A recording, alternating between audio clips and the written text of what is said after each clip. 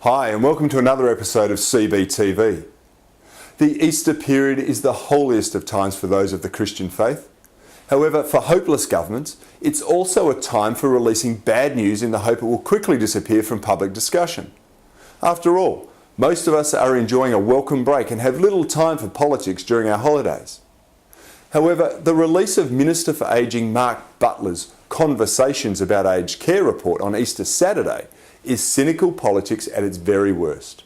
After 5 years and over 20 reviews of Australia's aged care requirements, including 3 by the Productivity Commission, Labor have all but given up the ghost on solving the crisis they have created in aged care.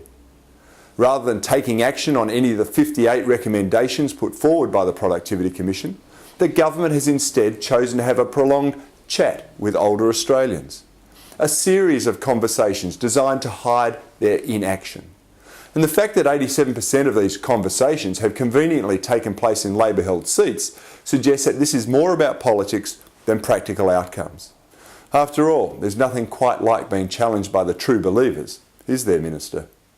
But the bad news for Minister Butler was compounded by the release of the report by Alzheimer's Australia, damning the aged care sector as failing the needs of those with dementia.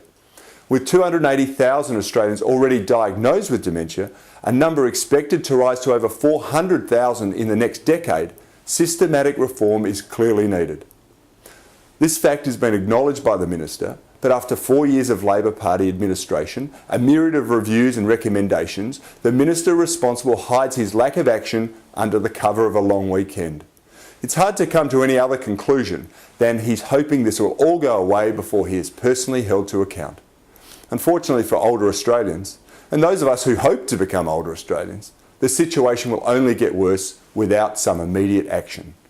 But based on the record of this government, I suggest you don't hold your breath in anticipation. This is Cory Bernardi. You're watching CBTV.